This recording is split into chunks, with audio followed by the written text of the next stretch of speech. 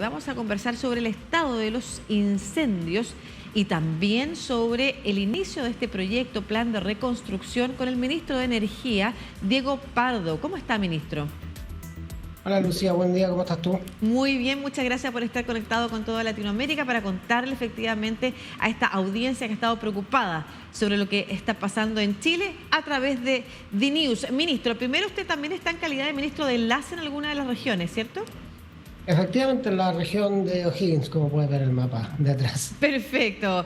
Ministro, cuéntenos primero, si quiere, parte por la región de O'Higgins, que es la zona en la que usted está particularmente encargado, pero luego también una mirada más amplia respecto del estado actual, porque se han entregado ciertas noticias positivas o alentadoras respecto de que iría disminuyendo el producto de los incendios, ¿no es cierto?, el daño que está generando.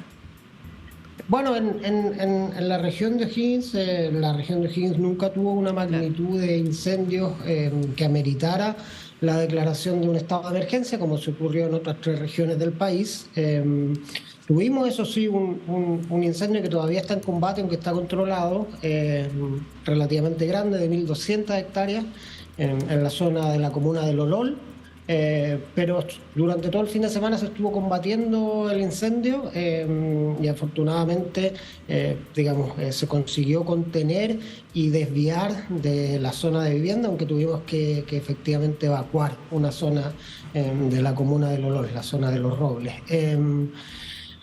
Pero fuera de eso, ese es el único que todavía está en combate. Ayer se extinguieron otros 3, pero ha sido una región donde hemos estado sobre todo enfocados en labores preventivas. Perfecto. Esto incluye el programa de cortafuegos, que no solo se consiguió completar, sino incrementar casi al doble de lo que se había originalmente pronosticado en términos de kilómetros de cortafuegos. También en la preparación de la infraestructura crítica, que supone como limpiar los alrededores de la infraestructura, cargar sus mecanismos de generación de respaldo, reforzar las cuadrillas de respuesta ante emergencias y finalmente una campaña de prevención con la ciudadanía que evite conductas de riesgo y otorgue en lo posible las facilidades a los equipos de trabajo. Pasa en O'Higgins, muchas veces también en otras partes de nuestros sectores más rurales, que tanto los tendidos eléctricos como las calles van muy pegadas a los cercos de los terrenos privados. Entonces es necesario la colaboración de los vecinos, y aprovecho, a aquellos televidentes que estén en esta situación, que por favor entreguen las facilidades a nuestros equipos de trabajo para poder tanto despejar los tendidos eléctricos como despejar las franjas camineras de material que pueda propagar un incendio. Precisamente una de las causas principales de los peores incendios que hemos visto estos últimos años o en la década pasada tuvo que ver ¿no es cierto?, con el tendido eléctrico cerca de cercos, efectivamente, que no estaban necesariamente limpios. Ministro, y a nivel nacional, ¿son las noticias más alentadoras en torno a que las condiciones climáticas, por ejemplo, estarían ayudando o colaborando a que disminuyera el inicio de nuevos focos o que crecieran los incendios? Bueno, efectivamente tuvimos empezando el viernes y también durante el fin de semana, y ahora, durante el día de ayer, lluvias en distintos lugares del centro-sur. Las lluvias, la verdad, que son una tremenda ayuda en el combate de los incendios forestales, y eso permitió que al menos de Temuco al sur no existan focos activos. Entre Temuco y la región de O'Higgins todavía hay focos activos, pero muchos menos de los que vimos una semana atrás. Eso son buenas noticias y permite empezar a enfocar los esfuerzos en las tareas de recuperación, que eso es algo muy importante, y por eso el gobierno también la idea es que los ministros de enlace también en aquellas zonas donde han sido más afectadas. No es el caso de O'Higgins, aunque tuvimos algunos damnificados en diciembre, a finales del año pasado, y también estuve con ellos. En el resto de las zonas afectadas, la idea es que los ministros encargados también puedan servir de coordinación para para acelerar el proceso de entrega de viviendas y entrega, digamos, de ayuda financiera a las personas afectadas. Perfecto. ¿Cómo se va a gestionar este plan de reconstrucción? Ya hablando como a nivel general y representante del gobierno en esta entrevista, como en su calidad de ministro, ¿no es cierto? Hemos contado que desde ayer se iniciaba la entrega de bonos de recuperación, pero que no necesariamente esos bonos están destinados a que la gente pueda reconstruir un hogar, que para eso van a haber nuevos proyectos en el marco de este plan de reconstrucción. Sí, bueno, lo primero, una vez que ya la emergencia está relativamente contenida, entonces uno puede empezar a levantar un catastro, ¿sí? Y son estas fichas que levanta el Ministerio de Desarrollo Social con las cuales uno es capaz de identificar quiénes son, dónde están y con qué intensidad fueron afectados por los incendios, y eso permite, bueno, la primera llegada es una ayuda financiera. El dinero siempre viaja más rápido que todo lo demás.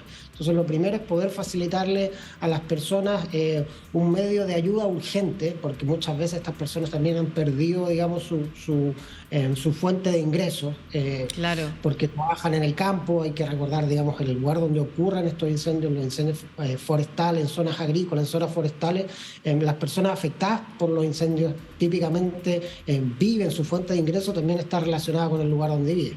Son primeras viviendas donde la gente también obtiene su forma de sustento. Entonces la ayuda financiera es lo primero, eso ya se empezó a entregar, y a medida que se va conteniendo, va aumentando el volumen de personas que podemos catastrar.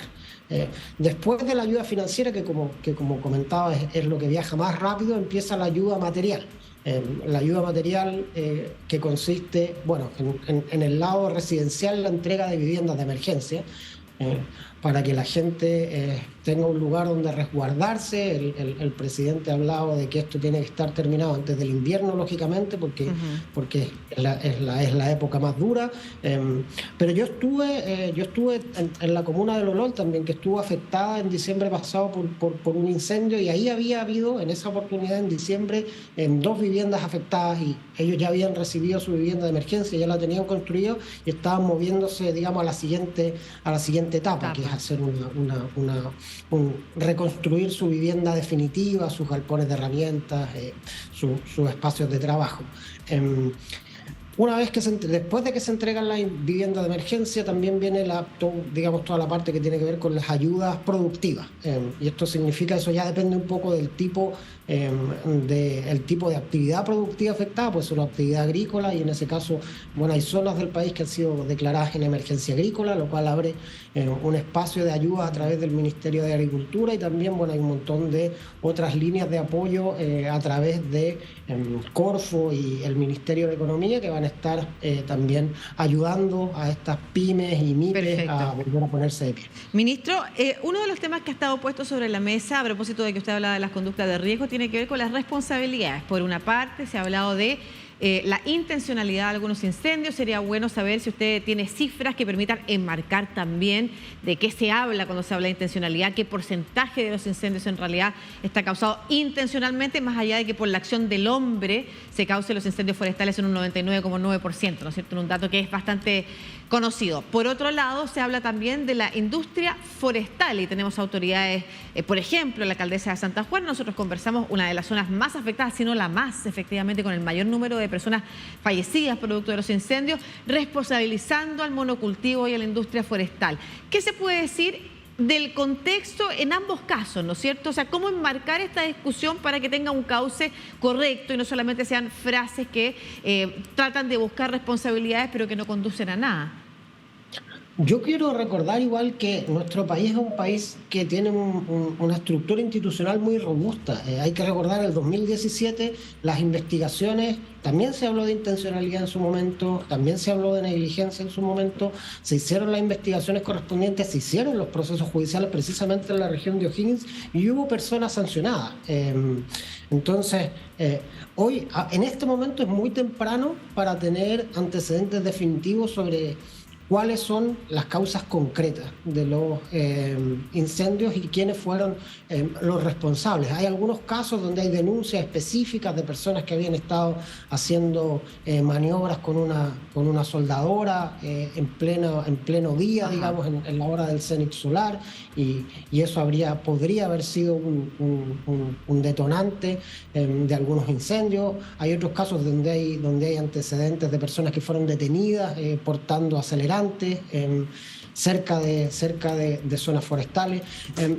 Pero estos son indicios muy preliminares. En todos estos casos las autoridades de gobierno hacen las denuncias, hacen llegar los antecedentes a los tribunales de justicia, a la Fiscalía Penal Pública. La Fiscalía Penal Pública conduce las investigaciones y se determinan los responsables. Yo sé que quizás no es lo que la gente quiere escuchar en este momento, le gustaría ya tener mayor claridad sobre los responsables, pero en esto es muy importante actuar con la seriedad que el caso lo amerita. Claro.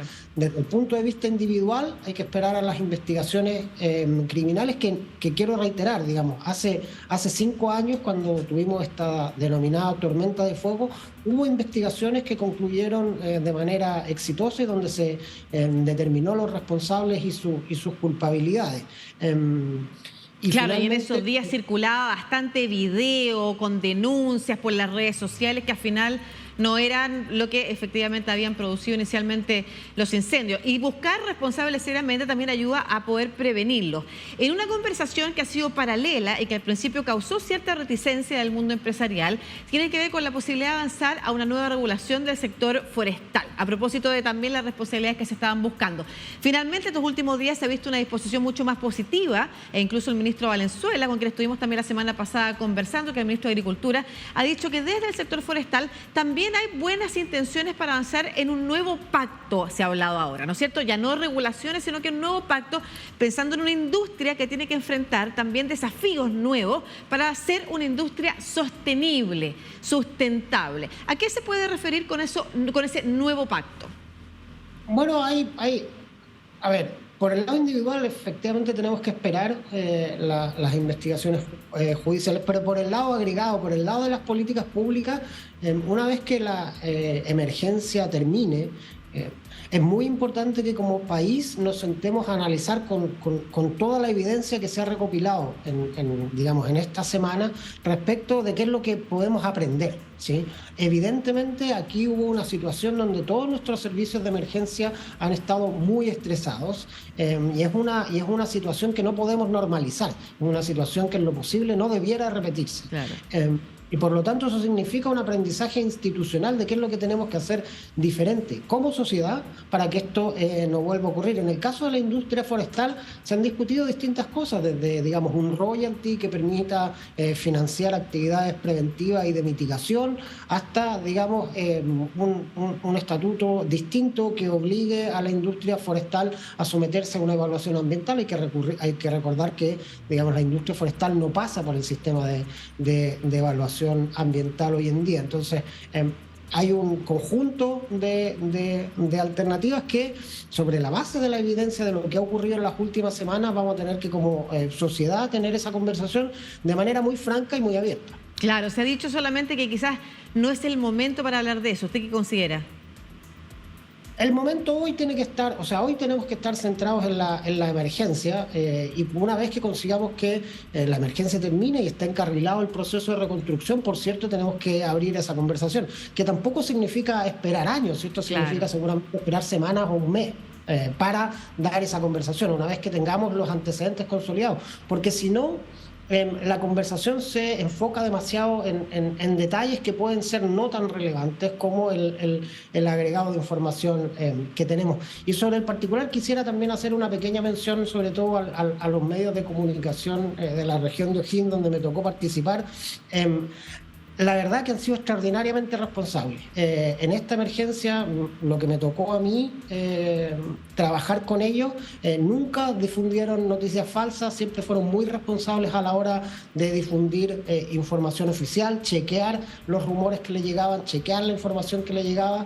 Nosotros establecimos, apenas me nombraron a mí como como delegado, o sea, como ministro encargado de la coordinación, establecimos los canales de comunicación y la verdad que la relación fue muy fructífera, fueron muy responsables a la hora de llevar los mensajes de comunicación de riesgo al público y evitar la difusión de noticias falsas, así que quería aprovechar de agradecerles esa labor que fue muy importante, especialmente las radios regionales, comunales y de barrio en la región de Higgins. Muy relevante, por supuesto, para calmar a la población también, para entregar información oportuna, creíble. Eso es súper relevante, así que nosotros también desde DNews y para toda Latinoamérica tratando de hacer el mismo esfuerzo, ministro Diego Pardo, ministro de Energía chileno, uno de los ministros de enlace, encargado también de la conexión entre el Estado chileno y las zonas afectadas por los incendios. Muchas gracias por esta conversación, ministro. Gracias a ti, Lucía. Y solo recordar que hoy es el Día Mundial de la Energía, bueno, del amor, de la amistad y de la energía, el Día Internacional. Una buena energía. Un saludo a todos los que impulsan la energía renovable en nuestro país. Vamos a estar hablando de eso también más adelante, ministro. Muchas gracias.